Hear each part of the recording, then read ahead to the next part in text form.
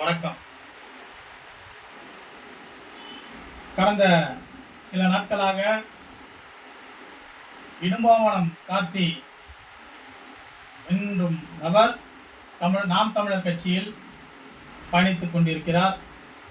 அவருக்காக தான் இந்த பதிவு.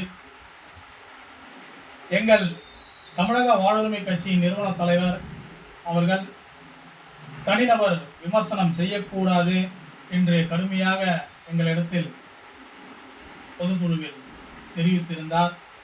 அதை தாண்டி இந்த தருணத்தில் இந்த பதிவு ஏன் என்று சொன்னால், முதலில் எங்கள் தலைவர் முத்தமிழன் அவர்களிடத்தில் நான் மன்னிப்பு கேட்டுக்கொள்கிறேன். இந்த மன்னிப்பு எதற்கு என்று சொன்னால், தலைவர் அவர்கள் விமர்சனம் செய்ய வேண்டாம், நம்மளுடைய கட்சி பணியை தொடர்ந்து செய்வோம் என்று தலைவர் அவர்கள் சொல்லியிருந்தார்கள். அதை தாண்டி இந்த பதிவு நான் பதிவிட தேவை ஏற்பட்ட காரணத்தினால் தலைவர் அவர்களிடத்தில் மன்னிப்பு கேட்டுக்கொள்கிறேன். தலைவர் அவர்களை இடும்பாவனம் கார்த்தி என்ற ஒரு நபர் திராவிட முன்னேற்ற கழகத்துடன் கூட்டணி வைத்துள்ள அண்ணனின் பெயர் சொல்கிறான் அவர் தமிழ் தேசியவாதி அல்ல என்று. இடும்பாவனம் கார்த்தியிடம் நேரடியாக நான் கேட்கிறேன், தமிழ் தேசியத்தை கடைபிடிக்க ஏதாவது அல்லது தமிழ் தேசியத்தை ஏற்றுக்கொள்ள ஏதாவது நிபந்தனைகளோ அல்லது இப்படிதான் இருக்க வேண்டும் என்றோ ஏதாவது இருந்தால் நீங்கள் தெரிவிக்கலாம். அல்லது உங்கள் தலைவர் போல் எந்த தலைவரும் இதுவரை பொது வழியில் இணையதளத்தில் நாங்கள் பொதுப்படையாக விமர்சிப்பது இல்லை. இந்த நேரத்தில் விமர்சிப்பதற்கு காரணம் தேவைப்பட்டதன் காரணமாக தான் இந்த விமர்சனமே.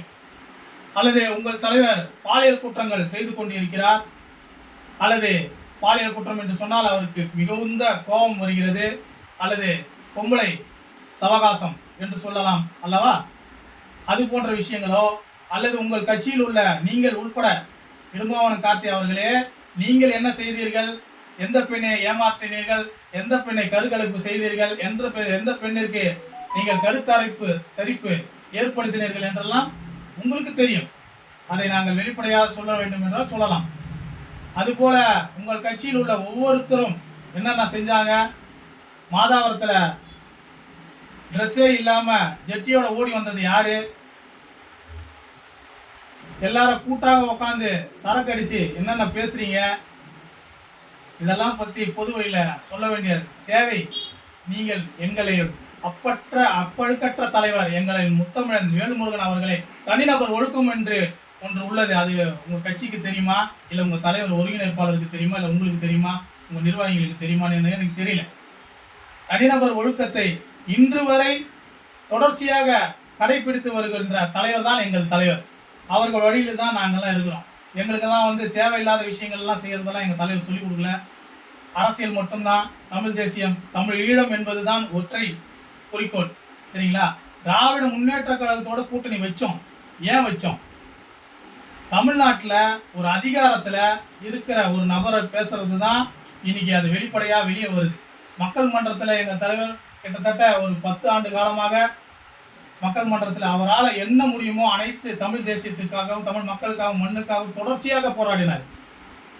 அது வேலை வாய்ப்பாக இருந்தாலும் சரி, ஈழத்தில் நடந்த இனப்படுகொலைக்காக இருந்தாலும் சரி, தொடர்ச்சியான போராட்டங்கள், எண்ணற்ற போராட்டங்கள். சரிங்களா? எல்லா தலைவர்களும் பண்ணியிருப்பாங்க. நான் என்னுடைய தலைவரை பற்றி நான் பேசுகிறேன். ஏன்னா என்னுடைய தலைவரை பற்றி தான் நீங்கள் பேசுகிறீங்க. அந்த ஒரு காரணத்தில் எதுக்காக திராவிட முன்னேற்ற கழகத்தில் பாரதிய ஜனதா கட்சி, ஆர்எஸ்எஸ் கொள்கையுடைய பாரதிய ஜனதா கட்சி அங்கம் வகிக்கின்ற கூட்டணியில் நாங்கள் அங்கம் வகிக்க முடியாது. அந்த தமிழ்நாட்டையும் நம்ம பார்க்கணும், தமிழ் ஈழத்தையும் நம்ம பார்க்கணும். சரியா? அது வேறு இது வேறு என்பதெல்லாம் இல்லை, எல்லாமே ஒன்று தான். அங்கேயும் மக்கள் தான், இங்கேயும் மக்கள் தான். தமிழ்நாட்டு மக்களை காப்பாற்ற வேண்டும் என்று சொன்னால் பாரதிய ஜனதா கட்சி தமிழ்நாட்டில் கால் வைக்கக்கூடாது என்ற ஒற்றை குறிக்கோளுக்காக சில சமரசங்களை உடன்பட்டு தான் எங்கள் தலைவர் திராவிட முன்னேற்ற கழகத்தில் கூட்டணி வச்சார். இல்லையா? சீட்டுக்காகவோ நோட்டுக்காகவோ எங்கள் தலைவர் சமரசம் என்பது நீங்கள் வேற மாதிரி எடுத்துக்கொள்ள கூடாது. சரிங்களா? அப்படி இருந்தால் ஏகப்பட்ட சீட்டையும் வாங்கியிருக்கலாம், நோட்டையும் வாங்கியிருக்கலாம், இல்லை சீட்டை கம்மி பண்ணி நோட்டையும் வாங்கியிருக்கலாம்.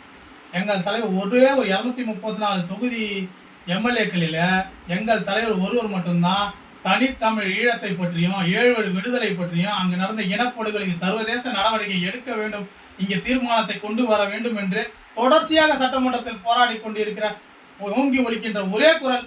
சபாநாயகர் நேரம் குறைவாக இருக்கிறது, வேல்முருகன் நிறுத்துங்கள் என்று சொன்னாலும் கூட அவர் பதிய வைக்க வேண்டிய நேரத்தில் சரியான நேரத்தில் அவர் பதிய வைக்கிறார். ஈழத்தை பற்றியாக இருக்கட்டும், மக்கள் பிரச்சனையாக இருக்கட்டும்.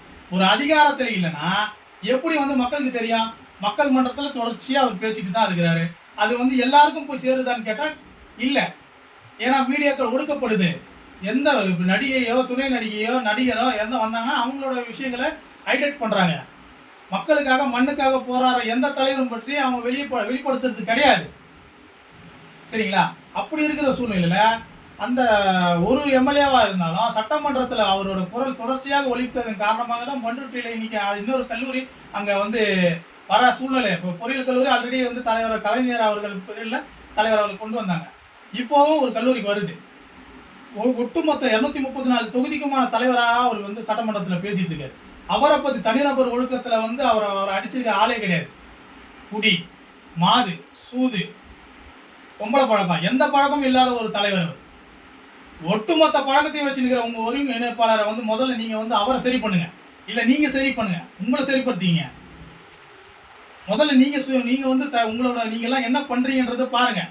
அவர் என்னன்னா அன்றைக்கி அந்த பாலியல் அந்த குற்றம்னு சொல்லி இந்த எல்லாரும் சொல்கிறாங்க சொல்லிட்டு பெண்கள் எல்லாரும் உட்காந்துருக்கிற இடத்துல அவர் என்ன சொன்னார், குச்சி கட்டி நேற்று வயசுக்கு வந்த பொண்ணையை நான் கூட்டு போய் காட்டுக்குள்ளே வச்சு கற்பழிச்சேன்னு கேட்குறாரு. ஒட்டுமொத்த பெண்களை இழிவுபடுத்துற மாதிரி அங்கே உட்காந்துக்கிற பெண்களுக்கெல்லாம் சூடு சொன்ன இருக்கான்னு எனக்கு தெரியல. இதில் வீரப்பன் மகள் வேறு அவங்க அங்கே உட்காந்துருக்காங்க. அவங்க நடிப்பு எப்பா உலகமாக நடிப்பார். நான் அவரை பார்த்தாங்க. அதெல்லாம் சரி, அவங்களோட அரசியல் அது. அந்த அரசியலுக்குள்ளே நாங்கள் வரல. இனி வருங்காலங்களில் எங்கள் தலைவரை நீங்கள் விமர்சித்தால் கடுமையான விளைவுகளை நீங்கள் சந்திக்க நேரிடும். நான் வடசென்னை மேற்கு மாவட்ட செயலாளர். இது போல் அமைதியாக இருக்க மாட்டோம். வீடியோ பதிவு போட்டுட்டு இருக்க மாட்டோம். எங்களுக்கு வீடியோ பதிவு போடுறது, இந்த விமர்சனத்துக்கு உட்காந்து கமெண்ட் பண்ணுறது, இதெல்லாம் எங்களுக்கு தெரியாது. நாங்கள் தமிழ் தேசிய மேதகு பிரபாகரன் அவர்களுடைய வழியில் வழியில் வந்துட்டுருக்கோம். எங்கள் தலைவர் பின்னாடி நாங்கள் வந்துட்டுருக்கோம். தலைவர் சொல்லிக் கொடுத்ததை நாங்கள் செஞ்சிட்ருக்கோம். தொடர்ச்சியாக இது போன்ற விமர்சனங்கள் நாம் தமிழர் கட்சி அது உங்களுக்கு வேறு வழி கிடையாது. உங்களோட தலைவர் சரியில்லைன்ற காரணத்தினால ஒரு பல்லாயிரக்கணக்கான பேர் நம்ம கட்சியில் சேர்ந்துட்டு இருக்காங்க. நாலொரு மேலும் தலைவர் சொல்கிற போது பொழுதொரு வண்ணமாக அங்கே கட்சியில் நாம் தமிழர் கட்சியிலேருந்து இப்போ வெளியே நம்ம கட்சியில் இணைஞ்சிட்டு இருக்காங்க. இணைப்புடா நடந்துட்டு இன்றைக்கும் இணைப்புடா இருக்க தான் செய்யுது. நேற்று இணைப்பு விழா, முந்தானேற்று இணைப்பு விழா, அதுக்கு முந்தின நாள் இணைப்பு விழா. அதுக்கு காரணம் என்ன? ஒரு தலைமை சரியில்லைன்னா அந்த கட்சியிலேருந்து யாராக இருந்தாலும் வெளியே தான் வருவாங்க. தலைவரே சரியில்லைன்னா என்ன பண்ண முடியும்? தனிநபர் ஒழுக்கமே கிடையாது. யாரை நம்பி நம்ம பெண்களை நம்ம வீட்டு பெண்களை கட்சியில் அனுப்ப முடியுமா? இது மாதிரி ஒரு தலைவரை வச்சுக்கிட்டு நீங்கள் முதல்ல உங்கள் தலைவரை சரி பண்ணுங்க, இல்லை நீங்கள் சரி பண்ணிக்கிங்களா? உங்கள் மாநிலத்தில் இருக்கிற பேர் சொல்ல விரும்பலை, அதில் என்னுடைய நண்பர்கள் கூட இருக்கிறீங்க, பேர் சொல்ல விரும்பல. யார் யார் இந்த மாதிரி தனிநபர் ஒழுக்கத்தில் இல்லையோ அவங்களெல்லாம் முடிஞ்சால் சரி பண்ணுங்கள். நீங்கள் பொது வழியில் தமிழ் தேசியவாதி இல்லை, இவர் திமுக கூட்டணி வச்சுருக்காரு, அப்படி இப்படியெல்லாம் தயவுசெய்து பொது வழியில் பேசுகிற வேலை வேணாம். இதோடு நிறுத்திக்கணும். இனி இதே மாதிரி தொடர்ச்சியாக நீங்கள் பேசுனீங்கன்னா விளைவுகள் கடுமையாக இருக்கும் என்று இந்த தருணத்தை சொல்லி விடைபெறுகிறேன். நன்றி, வணக்கம்.